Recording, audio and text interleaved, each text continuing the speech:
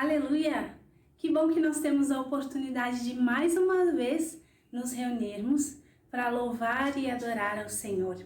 E o Salmo 134 nos diz: venham, louvem o Senhor todos vocês, servos do Senhor, vocês que servem de noite na casa do Senhor. Levantem as mãos em direção ao santuário e louvem ao Senhor. De Sião os abençoe o Senhor, que fez os céus e a terra.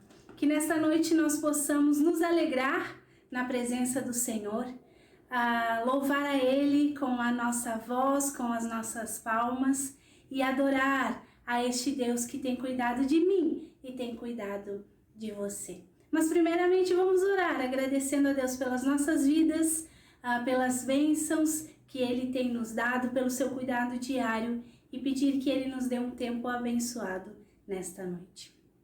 Querido Deus, eu quero te agradecer porque temos esta oportunidade de juntos louvarmos e adorarmos o teu nome. Muito obrigada, Senhor, pelo teu cuidado com cada um de nós, com as nossas famílias. Com certeza, cada um de nós tem tantos motivos para agradecermos ao Senhor. E o Senhor sabe aquilo que está em nosso coração, a nossa gratidão. Receba, Deus, nessa noite o nosso louvor e a nossa adoração. Pedimos que o Senhor perdoe os nossos pecados, as nossas falhas, tudo aquilo que temos cometido, ó Deus, que tem desagradado ao Senhor. Pedimos que o Senhor venha purificar, ó Deus, o nosso coração, a nossa mente. E que nesse dia, ó Deus, nós possamos juntos nos alegrarmos na Tua presença. Que nós possamos juntos adorar o Teu nome. Nós queremos mais uma vez consagrar as nossas vidas a Ti nesse dia e pedir que o Senhor continue, ó Deus, cuidando de cada um de nós. Pedimos, ó Deus, mais uma vez, venha, Senhor, visitar as nossas vidas, as nossas casas. Obrigada, Espírito Santo de Deus, por nos ouvir, por ouvir o clamor dos Teus filhos, por dar respostas para as nossas orações. Tu és bem-vindo, Espírito Santo de Deus, em nosso meio. Em nome de Jesus. Amém.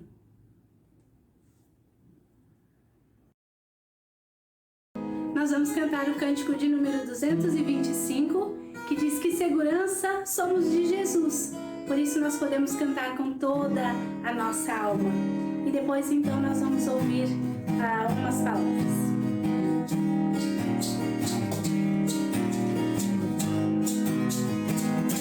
Que segurança sou de Jesus, tenho antídoto no reino de luz, com Cristo herdeiro, Deus me comprou, pelo seu sangue salvo estou. Canta minha alma, canta ao Senhor, rende-lhe sempre grato louvor. Canta minha alma, canta ao Senhor, rende-lhe sempre grato louvor. Inteiramente me submeti e às alturas celestes subi, anjos descendo vem me trazer ecos da graça, santo prazer. Canta minha alma, canta ao Senhor, rende-lhe sempre grato louvor.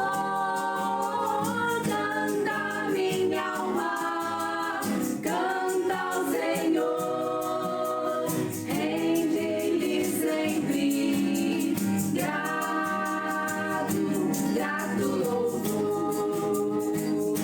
Firmado em Cristo, no seu amor, sigo contente ao meu Salvador, por sua volta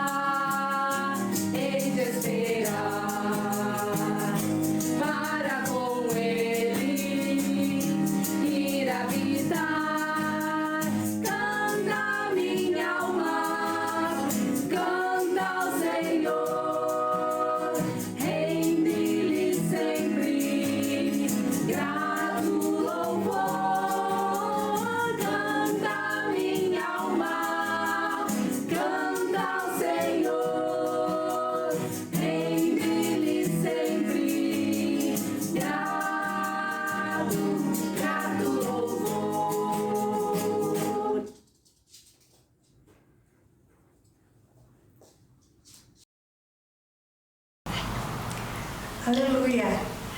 Você deve estar imaginando, né? O que a Laís vai falar dessa vez? Já vou explicar. Marcos e eu decidimos fazer esse vídeo para compartilhar com a igreja. Afinal de contas, a igreja é a nossa segunda família, composta de amigos e irmãos tão queridos para nós. Então, de algo que nos surpreendeu, de que foi um susto, eu digo que para mim é um processo. Mas glória a Deus, porque o Senhor está conosco nos nossos processos. Então tá tudo certo. E numa madrugada, tendo uma conversa sincera ali com o Senhor, Ele tão maravilhoso falou comigo através do meu versículo favorito, que está em Jeremias 29:11. Pois sou eu quem conheço os planos que tenho para vocês, diz o Senhor. Planos de fazê-los prosperar e não de lhes causar dano. Planos de dar-lhes esperança e um futuro. Não estava nos nossos planos ter mais um filho, mas sim nós cremos que estava nos planos do Senhor para nós, para a nossa família. Então é com alegria que nós compartilhamos que sim, a nossa família vai aumentar. Nós contamos com as orações dos irmãos, uma gestação num tempo tão diferente, mas continuamos crendo no cuidado do Senhor. Eu termino primeiro dizendo que estamos com saudades de todos e pedimos que o Senhor abençoe vocês. E com um trechinho de um louvor que tem abençoado muito o meu coração nessas últimas semanas, que diz assim: sim, Senhor, eu sei que Tu és soberano. Tens os Teus caminhos, tens Teu próprio plano. Venho, pois, a cada dia, venho cheio de alegria e me coloco em Tuas mãos, pois és fiel. Fica aqui um abraço da nossa família. Marcos, meu, Nalu, Benja e Dalis.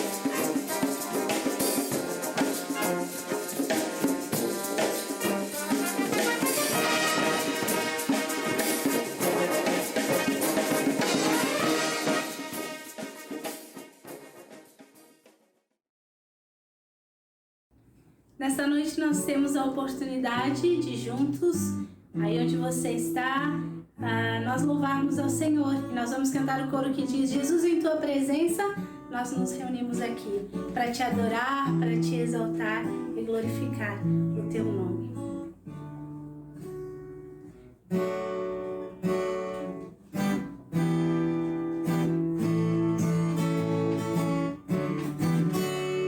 Jesus, em Tua presença, reunimos-nos aqui, contemplamos Tua face e rendemos-nos a Ti, pois um dia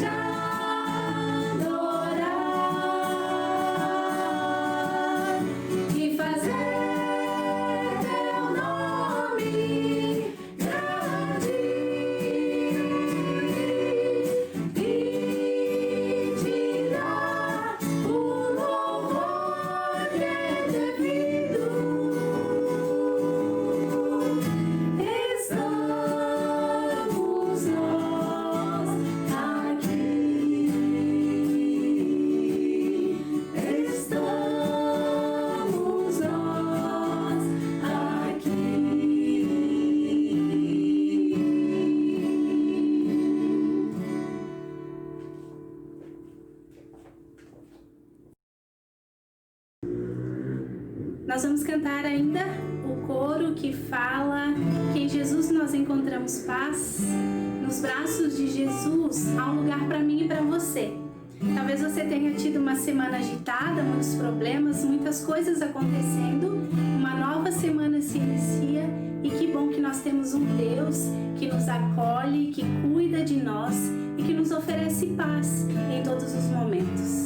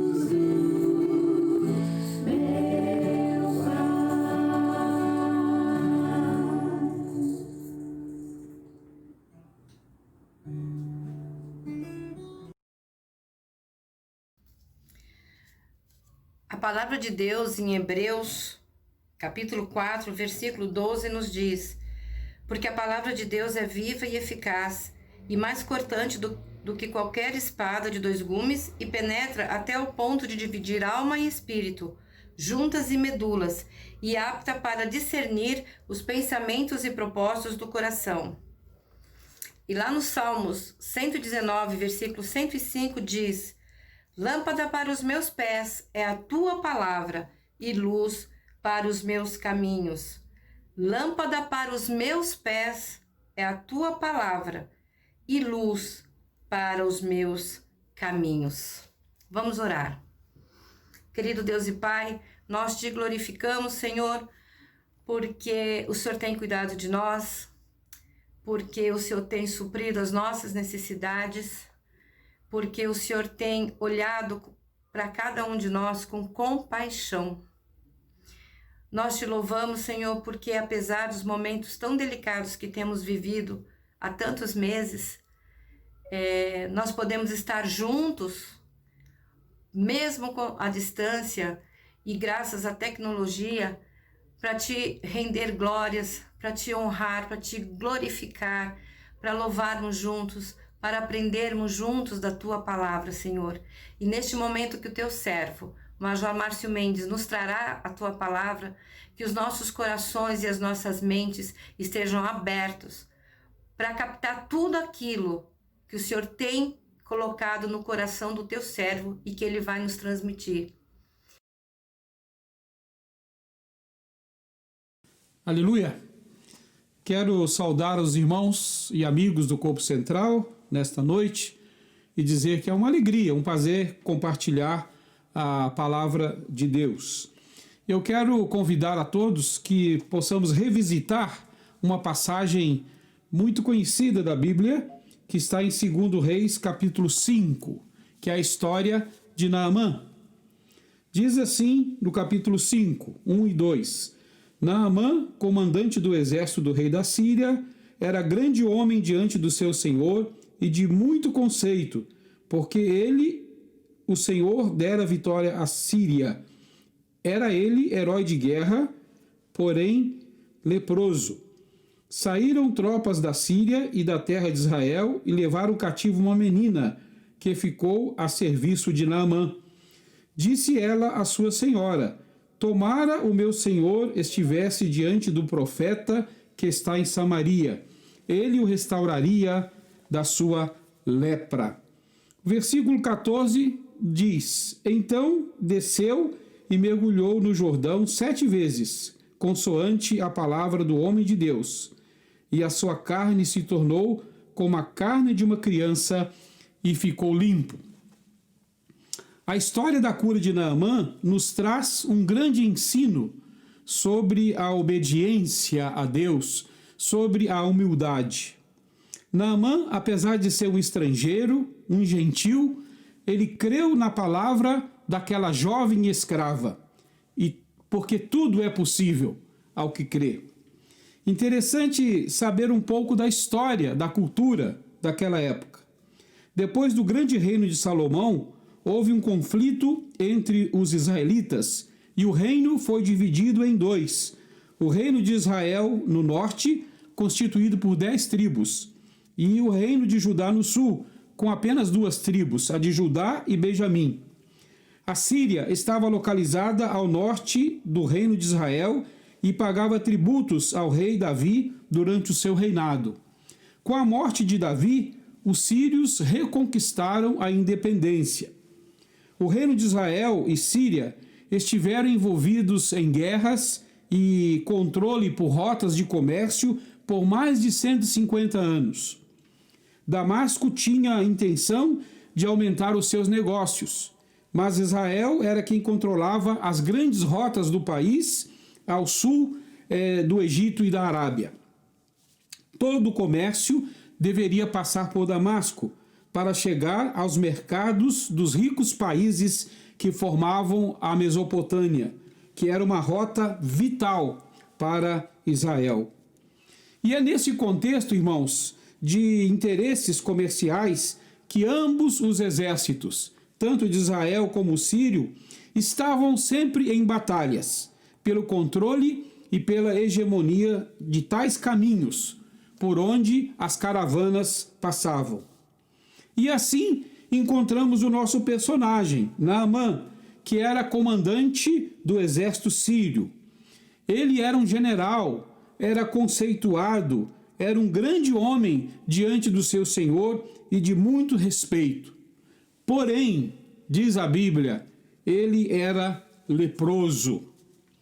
Sendo general, Naamã comandava uma divisão do exército que contava com mais de 1000 homens. No entanto, com todo esse respeito, com toda essa autoridade, ele estava enfrentando um drama pessoal. Ele era leproso. E os leprosos eram vistos como incapazes, como dignos de pena, e deviam ser mantidos longe da população, isolados em suas aldeias, lugares próprios para os leprosos. Era já naquela época um distanciamento social, sem contato com a família, sem contato com os amigos, sem contato com a sociedade.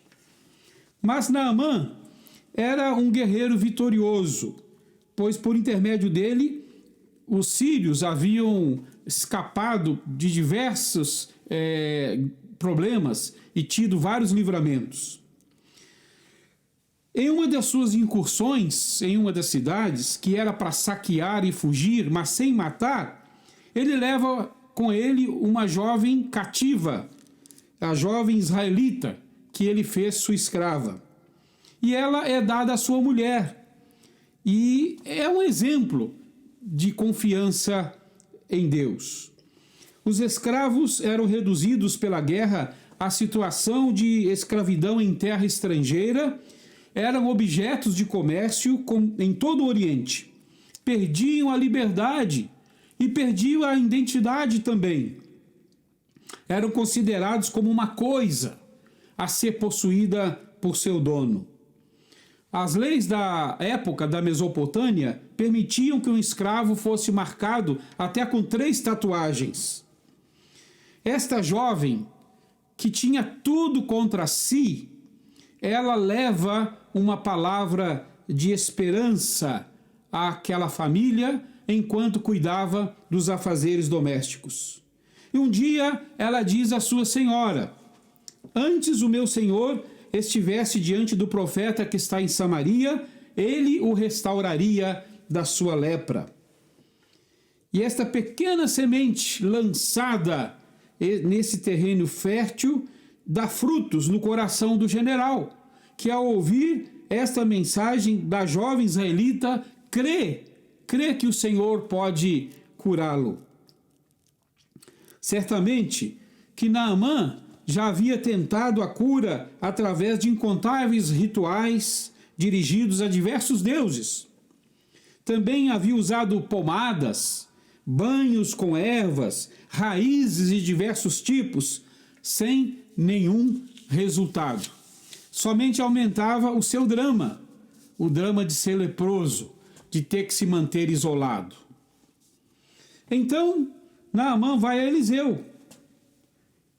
Ele se apressa em conseguir uma carta de recomendação ao seu rei, ao rei de Israel. O profeta Eliseu, guiado por Deus, pede ao rei que conceda um salvo-conduto diplomático a Naamã. Então ele parte para a viagem da esperança, uma viagem de mais ou menos 140 quilômetros de Damasco até Dotã. Depois de tanto esforço, ele esperava que Eliseu o recebesse com algum tipo de ritual mágico, com alguma oração forte, com algum passe espiritual que o livrasse da lepra. No entanto, para sua surpresa, Eliseu manda uma mensagem dizendo: vai, lava-te 7 vezes no Rio Jordão, e a tua carne será curada e ficarás purificado, conforme está em 2 Reis 5:10. E aqui Naamã, o grande general, aquele que estava acostumado a dar ordens, precisa ser obediente, precisa revelar o quanto era humilde, precisa se submeter à ordem, à direção do profeta, precisa tomar um passo de fé, ir ao Rio Jordão e lá se mergulhar 7 vezes.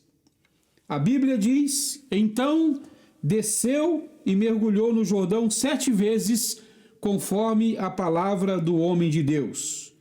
E a sua carne se tornou como a carne de um menino e ficou purificado. Nós podemos imaginar, não é, esta cena, esse grande general que desce ali no Rio Jordão e mergulha 7 vezes. E a cada mergulho, o que ele pensava? E que reação ele pode ter tido após o 7º mergulho, perceber que a sua carne tinha se tornado tão alva, tão pura como de uma criança. A lepra havia desaparecido. Que bênção! E ele ficou curado e tenta agradecer a Eliseu, compensando com presentes caríssimos. Mas Eliseu não aceita, porque Naamã precisa conhecer os caminhos da graça e da misericórdia. A graça de Deus não se compra, a misericórdia de Deus não se negocia, se crê, se busca e se recebe. Que interessante que a sua obediência o levou a esse passo de fé e a sua fé o leva à cura. Eu estava pensando que esses mergulhos, 7, tipificam algumas coisas. O primeiro mergulho é o do amor, pois o amor que é humilde, tudo suporta, tudo crê, tudo espera. O segundo mergulho é o da confiança, que traz um profundo gozo àqueles que são obedientes e confiam em Deus, e confiam na sua direção, e confiam na sua voz. O terceiro mergulho, irmãos, é o da paz, o da serenidade, que advém quando nós nos submetemos à vontade de Deus, quando nós cumprimos a vontade de Deus. Então, quando nós caminhamos em direção a Deus, isso nos traz paz.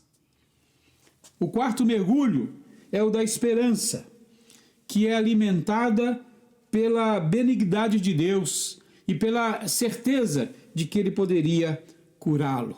Quando ele desce ali no Rio Jordão para esses mergulhos, certamente que a sua mente e o seu coração estão cheios de esperança. O quinto mergulho é o reconhecimento da bondade divina, que se manifesta no ato de que ele se importa conosco e que ele se importa com aquela enfermidade. Ele se importa conosco, ele se importa com você, ele se importa comigo. O sexto mergulho é o da fé, que foi necessária para chegar até aquele momento, para tomar aquele passo, para ter aquela atitude, para ir em direção ao rio e mergulhar e pela fé ver a manifestação do poder de Deus, quando ele é completamente curado. E o sétimo e último mergulho, que aqui são tipificados, é o da mansidão e da temperança.